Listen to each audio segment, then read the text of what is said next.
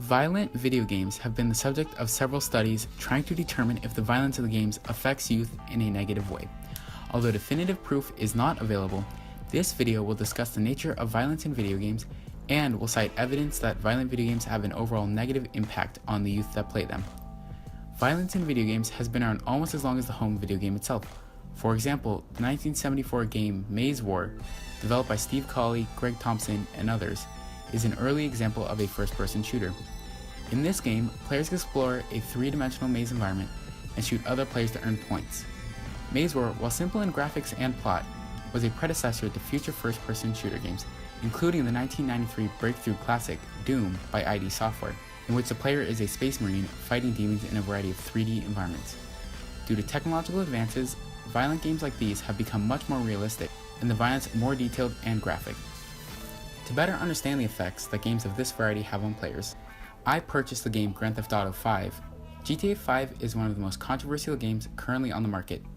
Developed by Rockstar Games and first released in 2013, this game spans several genres including role-playing, adventure, and with a recent update, the first-person genre. It is available on most platforms and is intended for the mature 17+ audience, but is popular with a large majority of gamers due to its high-quality graphics and in-depth world. This fifth installment in the GTA series follows in the footsteps of its predecessors, with open-world gameplay revolving around the life of a gangster, or three in this case.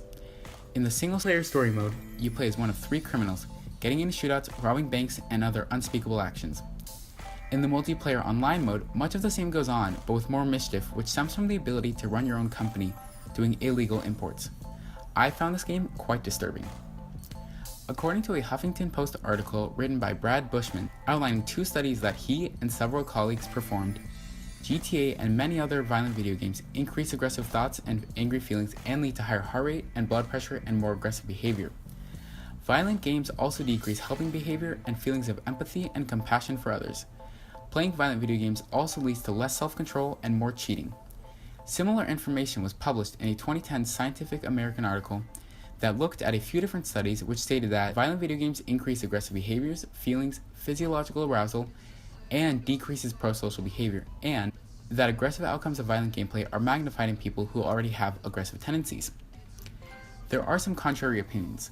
As an article produced in 2010 by Associate Professor Christopher Ferguson from Texas A&M University points out, violent video games do have some good effects. According to Ferguson, young adults, male and female, who play violent video games long-term handle stress better than non-playing adults and become less depressed and less hostile following a stressful task. However, this stress relief is only short-term.